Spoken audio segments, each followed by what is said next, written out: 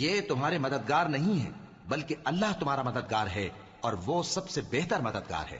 ہم ان قریب کافروں کے دلوں میں رعب بٹھا دیں گے کیونکہ یہ اللہ کے ساتھ شرک کرتے ہیں جس کی اس نے کوئی بھی دلیل نازل نہیں کی، اور ان کا ٹھکانہ دوزخ ہے، وہ ظالموں کا بہت برا ٹھکانہ ہے۔ اور اللہ نے تم سے اپنا وعدہ سچا کر دیا، یعنی اس وقت جب کہ تم کافروں کو اس کے حکم سے قتل کر رہے تھے، یہاں تک کہ جو تم چاہتے تھے اللہ نے تم کو دکھا دیا۔ اس کے بعد تم نے ہمت ہار دی اور پیغمبر کے حکم کی تعمیل میں جھگڑا کرنے لگے اور تم نے اس کی نافرمانی کی۔ بعض تو تم میں سے دنیا کے طلبگار تھے اور بعض آخرت کے طالب۔